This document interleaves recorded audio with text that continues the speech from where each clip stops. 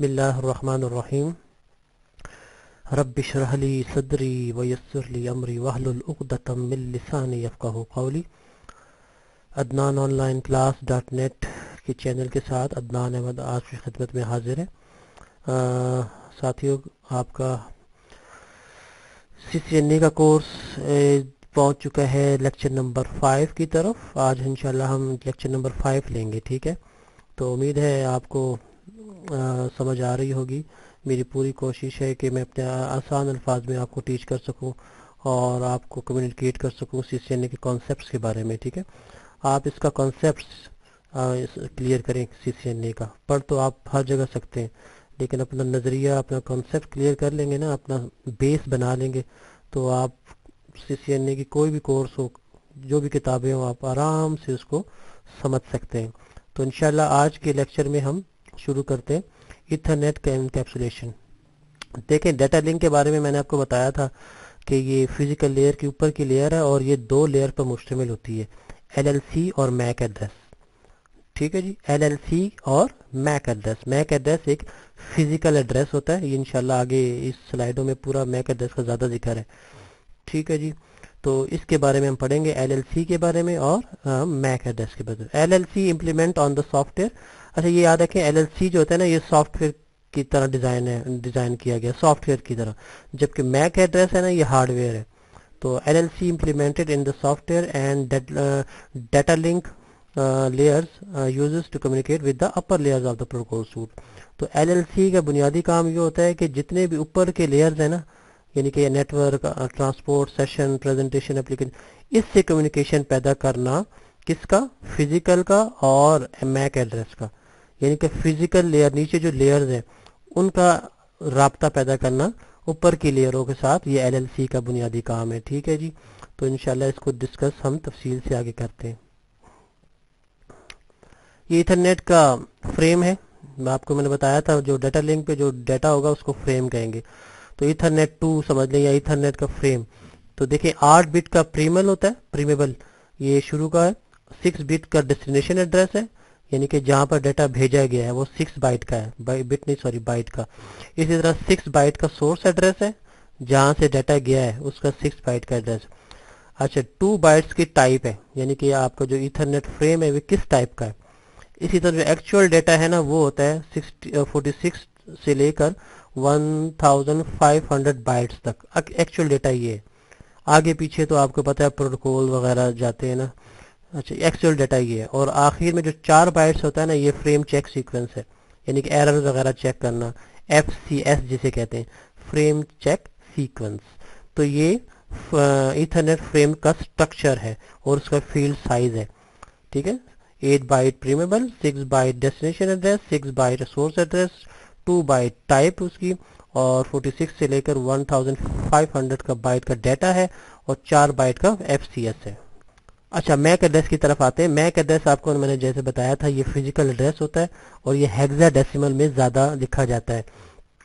तो हेक्साडेसिमल कहीं आपने सुना भी होगा। ये एक होता है बाइनरी नंबर, एक होता है डेसिमल नंबर, एक होता है, ठीक है, हेक्साडेसिमल नंबर।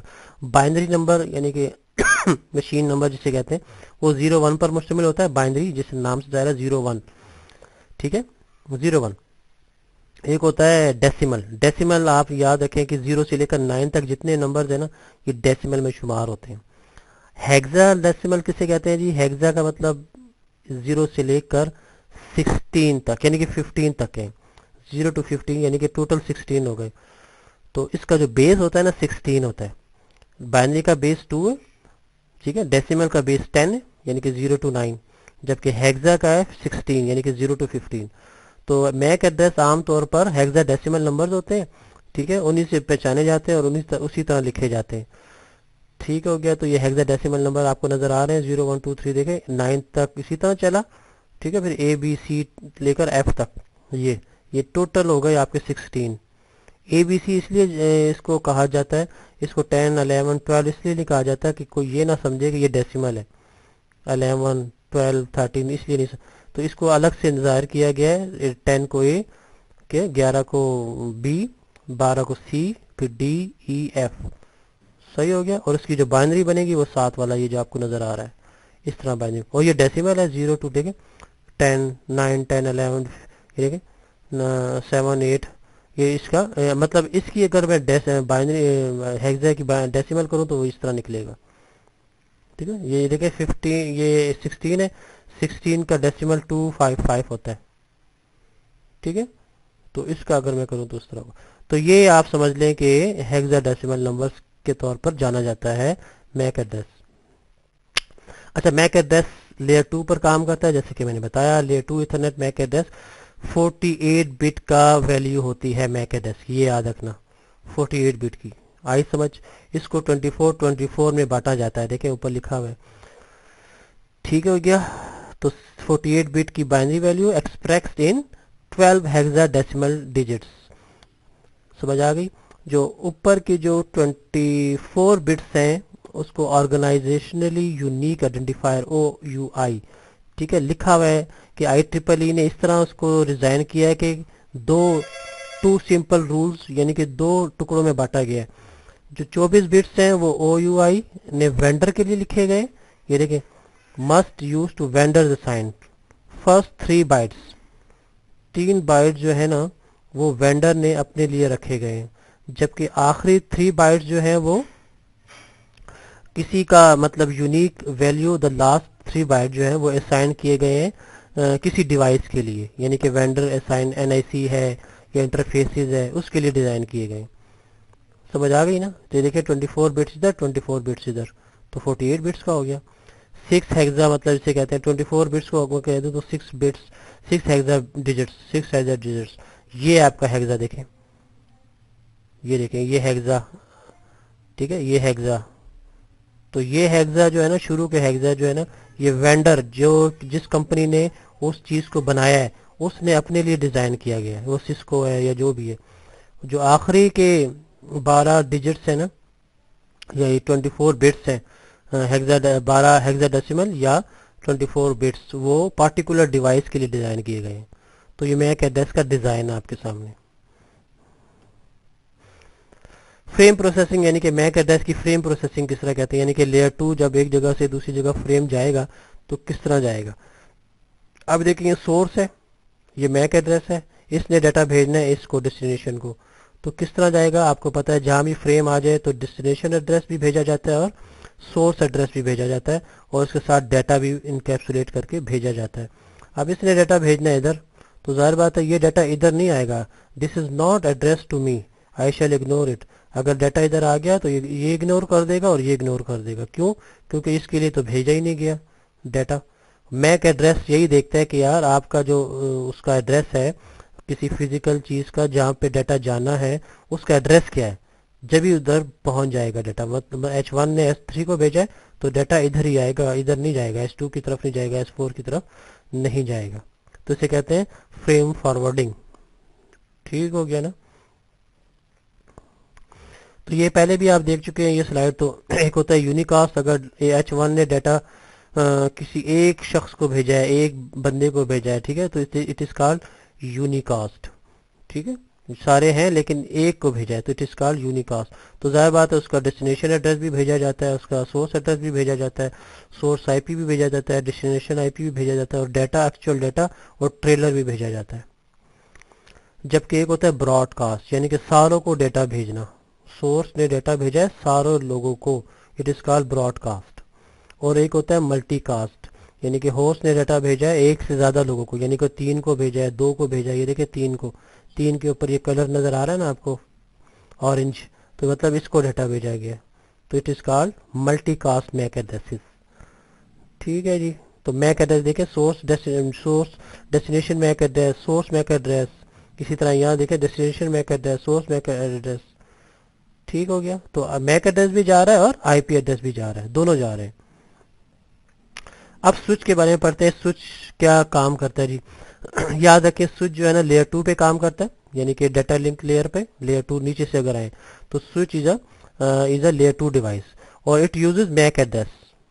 और ये याद रखें स्विच जो है हमेशा मैक एड्रेस को यूज करता है अपने डिसीजन मेकिंग के लिए, यानी कि डाटा को कहाँ भेजना है किधर भेजना है ये मैक एड्रेस यूज करता है स्विच। ठीक है, तो मैक एड्रेस टेबल या MAC address MAC address table भी बनता है, वो हम आगे पढ़ेंगे। MAC address table is sometimes refer to the as a content addressing memory. उसमें एक मेमोरी बनती है जिसे कैम कहते हैं। उस कैम का मतलब है कंटेंट एड्रेसिबल मेमोरी टेबल, ठीक है। उसमें मैक एड्रेस मौजूद होते हैं। तो बस ये याद रखें, स्विच जो है ना ये मैक एड्रेस यूज करता है अपने फॉरवर्ड डेटा को फॉरवर्ड के लिए। अब ये देखें, ये एक कंप्यूटर है, फर्ज किया ये वन वाला ए कंप्यूटर, इसने डाटा भेजना है, इसके पास मैक एड्रेस है नहीं, ठीक है। इसने डाटा भेजना है तो port and source MAC address added इसके साथ। अब देखें आई डू नॉट हैव, इसके साथ क्या लिखा है, अब डी को भेजना है डाटा, तो I do not have this source MAC address and the incoming port in the table. अब इसके पास मैक एड्रेस मौजूद नहीं है, सोर्स का मैक जहाँ से डाटा आना है इस डी के पास मौजूद नहीं है, एंड इनकमिंग पोर्ट भी नहीं है इन the table, so I will add it. तो वो ये ऐड करेगा, उस कब ऐड करेगा, जब ये डाटा भेजेगा। अभी देखें ये डाटा भेजता है, ये देखें, तो डाटा इसके पास भी आया, इसके पास भी आया, इसके पास भी आया। तो डी के पास जैसे ही पहुंचा तो इसने इस ए का ना मैक एड्रेस अपने पास सेव कर लिया, ठीक है। तो देखें I do not have this destination MAC address I in the table, so I will send this unknown unicast to all ports. तो अब ये क्या करेगा, डी वापस एक डाटा भेजेगा ए को कि यार मैं आपका मैक एड्रेस जानना चाहता हूँ, तो मैक एड्रेस इसको ये भेज देगा। अब देखें, अब ये देखें डाटा दोबारा भेज रहा है इसको, ठीक है, देख रहे। अब इसने इसको डाटा भेज दिया ए को, ठीक है। अब ये इसका मैक एड्रेस पढ़ लेगा, ठीक है, ये देखिए मैक एड्रेस नजर आ गया। तो अब इन दो अगर एक कंप्यूटर और डी कंप्यूटर दोनों को एक दूसरे को मालूम हो जाए एक दूसरे के मैक एड्रेसेस, बस फिर डाटा अपनी अपनी जगह पर पहुंचेगा, फिर बी भी उसको यूज नहीं कर सकता और सी भी यूज नहीं कर सकता। समझ आ गई ना। अगर ए का और डी का आपस में एक दूसरे को मैक एड्रेसेस मालूम हो जाए, जिस तरह ये पढ़ा है मैक एड्रेस टेबल में, ठीक है, मैक एड्रेस टेबल है, इन दोनों का देखें एड्रेसेस मालूम हो गए, मैक एड्रेस मालूम हो गए, तो बस ए ने फिर डी को डायरेक्ट डेटा भेजेगा और डी ए को भेजेगा, बस आप दोनों में कम्युनिकेशन होती रहेगी। ये देखें, बस अब दोनों में एक दूसरे की कम्युनिकेशन हो रही है। ऊपर लिखा हुआ भी है PC A sends another frame to PC D, ठीक है, this switch table now's contain the PC D's MAC address. तो ये वापस डेटा भेजेगा और कहेगा जी ये मेरा मैक एड्रेस है, ये ले लो अपने पास, सेव कर लो। So it's send the frame out to the port 4 only. तो फोर्थ पोर्ट कौन सा है, ये वाला पोर्ट, चौथा पोर्ट, इसको बस भेजेगा डाटा और किसी को नहीं भेजेगा क्योंकि इसने ही रिक्वेस्ट की थी। अच्छा स्विच सॉरी स्विच, क्योंकि फॉरवर्डिंग जो होती है ना, स्विच अपना डाटा जो आगे भेजता है वो दो तरीकों से भेजता है, एक स्टोर एंड फॉरवर्ड होता है, एक कट थ्रू होता है। गौर से देखें, स्विच जब अपना स्विच के पास जो डाटा आएगा ना, वो जब आगे भेजेगा किसी दूसरी डिवाइस को तो दो तरीकों से भेज सकता है, स्टोर एंड फॉरवर्ड और cut through. Store and forward का मतलब ये है कि स्विच जो है ना सारा का सारा फ्रेम अपने पास पहले रिसीव करेगा, उसका फिर सीआरसी चेक करेगा, if the CRC is valid, अगर सीआरसी वैलिड है तो स्विच जो है ना डेस्टिनेशन को डाटा भेजेगा। इसे कहते हैं स्टोर एंड फॉरवर्ड, ठीक है। This frame is then forward out to the correct port, उस करेक्ट पोर्ट पे भेजाएगा और कहीं नहीं भेजेगा, बस जहां जिसके लिए भेजा गया है उसी को। जबकि कट थ्रू ये होता है कि cut through switch forwards the frame before it is entirely received, पूरे के पूरे मैसेज को ये रिसीव नहीं करता। कट थ्रू नाम से जाहिर है, कट थ्रू पूरे के पूरे फ्रेम को रिसीव नहीं करेगा, सिर्फ it is in time it at the minimum at the destination address of the frame must be read before the frame can be forward. यानी कि पूरे के पूरे फ्रेम को ये रिसीव नहीं करता, सिर्फ मिनिमम डाटा रिसीव करता है, छोटे से छोटा हिस्सा, बस डेस्टिनेशन जैसे ही रिसीव कर लिया ना उसने कि यार आपने कहाँ जाना है, उसका एड्रेस लेकर बस फिर भेज देता है। The destination address of the frame must be red. समझ आ गई, सिर्फ डेस्टिनेशन एड्रेस रीड करेगा कि यार इसने यहाँ जाना है और बस भेज देगा। जबकि स्टोर एंड फॉरवर्ड डेस्टिनेशन को भी रीड करता है, पूरे के पूरे फ्रेम को अपने आप महफूज रखता है, उसको सीआरसी देखता है, सब कुछ चेक करता है, फिर आगे भेजता है। तो इसे कहते हैं स्टोर एंड फॉरवर्ड। जबकि कट थ्रू में ये होता है कि सिर्फ डेस्टिनेशन एड्रेस पता लगा कि यार आपने कहाँ जाना है और डाटा को आगे भेज दिया। ये फर्क है जी दोनों में। अब ये देखें, कट थ्रू की एक मिसाल है, कट थ्रू जाहिर बात है सिर्फ डेस्टिनेशन चेक करते हैं ना, तो इसलिए ये ज़रा लोएस्ट लेवल है और लेटेंसी इमीडिएटली है, तेज़ है ज़रा latency. Immediately forward the packet after reading the destination address. देखा, सिर्फ डेस्टिनेशन एड्रेस रीड किया और बस डाटा एकदम भेज दिया उसको। तो इस वजह से ये इसकी लेटेंसी जो होती है यानी कि लोएस्ट लेवल है इसका, और लेटेंसी जो है इसकी जाहिर बात है इमीडिएटली फॉरवर्ड है। यानी कि लेटेंसी का मतलब इसमें डाटा देर नहीं लगाता, फौरन भेजता है। It is called fast forwarding switching. अगर आपने डाटा को फास्ट भेजना है तो कट थ्रू स्विचिंग बेहतरीन इसका जरिया हो सकती है। अच्छा, जब स्विच डाटा भेजता है जाहिर बात है या तो फुल डुप्लेक्स हो सकता है या हाफ डुप्लेक्स। तो फुल डुप्लेक्स आपको मालूम है, full duplex sorry half duplex पहले पता करते हैं। Half duplex both and the connection can send and receive simultaneously. Full duplex तो ये होता है ना कि डाटा आप आ भी रहा है और जा भी रहा है एक ही वक्त में, सिमुल्टेनियसली एक ही वक्त में। जिसकी मिसाल टेलीफोन निज़ाम है आज का, मोबाइल सिस्टम है आज का, डाटा आप भेज भी सकते हैं और आ भी सकता है उसी वक्त। जबकि हाफ डुप्लेक्स ये होता है only one end of the connection can send at the time. Half duplex ये होता है डाटा आता भी है जाता भी है, ठीक है, लेकिन एक वक्त में नहीं आता जाता, अगले टाइम में। यानी कि आपने डाटा भेजा उस वक्त आएगा नहीं, दूसरे टाइम में कहीं वापस आएगा। इसकी मिसाल क्या है जी, वाकी टाकी। वाकी टाकी एक बेहतरीन मिसाल है हाफ डुप्लेक्स की। समझ आ गई ना? तो it is called full duplex और हाफ डुप्लेक्स। ऑटो एमडिक्स एक टेक्नोलॉजी है, एक समझ लें एक मैकेनिज्म है जिसके जरिए जो राउटर स्विच टू कंप्यूटर एक दूसरे को, मतलब अगर आपने तारे लगानी हो ना तो खुद ब खुद कॉन्फ़िगर हो जाती हैं, ठीक है, ऑटो डिटेक्ट कर लेती हैं कि यार इस टाइप का कनेक्शन है और बस वो खुद ब खुद कनेक्ट हो जाता है उसके लिए। समझ आ गई ना? तो it is called MDIX auto detects the type of the connection required and configure the immediate interface को अकॉर्डिंगली। जिस किस्म का इंटरफेस होगा उसके मुताबिक ये डिटेक्शन हो जाएगी और वो कनेक्शन हो जाएगा।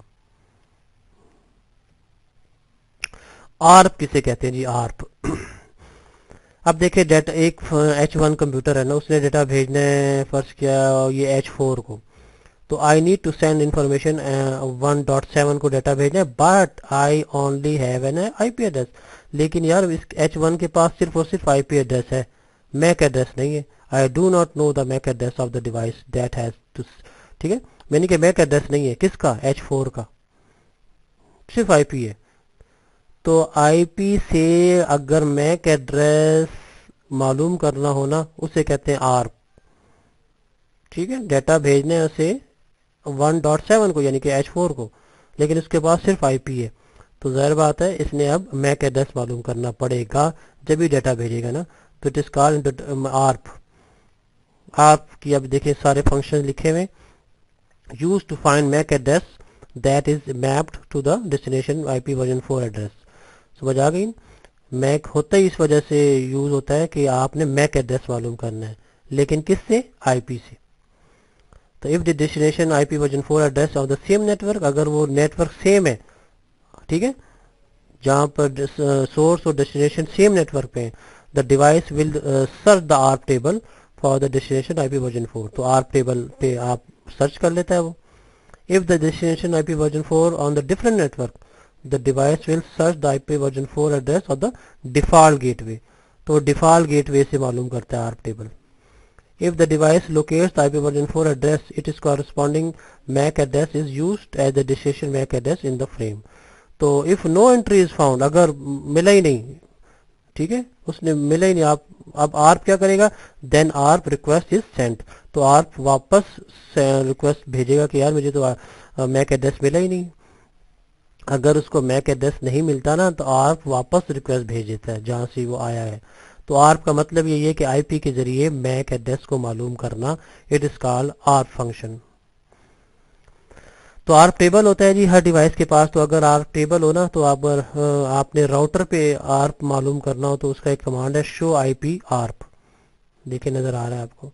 और अगर आप होस्ट पे हो, किसी कंप्यूटर पे हो, तो उसका एक कमांड है ARP स्पेस -A। ये होस्ट आर्प टेबल का ये कमांड है। अपने कंप्यूटर पे लैपटॉप पे आप इस तरह लिखेंगे ARP स्पेस -A, तो आर्प टेबल आपको नजर आ जाएगा। अगर आप राउटर पे काम कर रहे हैं तो उसका है शो आईपी आर्प।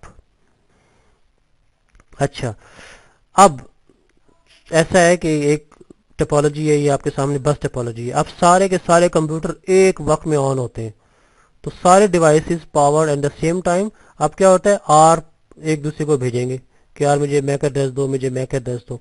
तो ARP broadcast can flood the local media.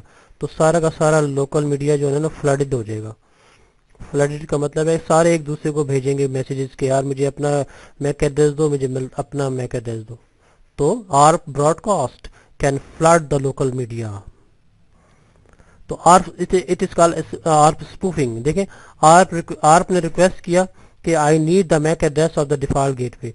Default gateway का मुझे आर्प चाहिए, ये वाला 192.168.1.1, ये डिफॉल्ट गेटवे। इसका आर्प टेबल .1.110 इसको मालूम नहीं है, ए को मालूम नहीं है। तो ये आर्प रिक्वेस्ट भेजेगा यार मुझे आप अपना आर्प दो, आर्प टेबल मुझे चाहिए, आपका आर्प मुझे सॉरी मुझे आपका मैक एड्रेस चाहिए। तो मैक एड्रेस इसने देना पड़ेगा, ये वाला जो है ना, ये R1 जो है, ठीक है। तो ये कौन है जी, ये क्या कर रहा है, तो I will send ARP a reply and prepare to be the default gateway. आप फर्ज के ये कोई हैकर है या कुछ भी है, तो ये भी अपना आर्प रिक्वेस्ट भेजेगा कि भाई आई विल सेंड आर्प रिप्लाई। ये भेज सकता है इसको कि भाई मेरा आर्प ये रहा, ये जो है ना सी, हालांकि चाहिए इसका, लेकिन ये जो हैकर बैठा हुआ है ये भेजेगा यार ये ले लो, मेरा आर्प ले लो। वो समझेगा कि यार ये R1 का है, इसे कहते हैं आर्प स्पूफिंग। तो साथियों, ये था हमारा 5th लेक्चर, जो अक्सर मुश्तमिल था आपका आर्प टेबल पर, आर्प के बारे में, ठीक है। आपका जो लेयर 2 का जो है ना मैक एड्रेस, ठीक है, उसके बारे में ज़्यादा मुश्तमिल था। हार्डवेयर के बारे में, यानी कि उसकी जो लेयर 2 का जो मैक एड्रेस है ना, आपको बताया था कि ये हार्डवेयर बेस होता है और हेक्साडेसिमल बेस होता है। तो ये लेक्चर ज़्यादातर उस पर मुश्तमिल था। और स्विच के बारे में कि स्विच एक डाटा एक दूसरे को किस तरह एक जगह से दूसरी जगह भेजता है। उम्मीद है कि आपको ये समझ आया होगा। आप बार बार इस लेक्चर को सुने, तवज्जो से सुने, इंशाल्लाह आपने कंसेप्ट क्लियर करें। तो इंशाल्लाह फिर अगले लेक्चर में दोबारा कभी हाजिर होते हैं। जाने से पहले मेरे चैनल को, मेरे वेबसाइट यानी कि adnanonlineclass.net को भी ज़रूर लाइक कीजिए, शेयर कीजिए वीडियोस को। इंशाल्लाह फिर मिलते हैं। अल्लाह हाफिज़, अस्सलाम वालेकुम।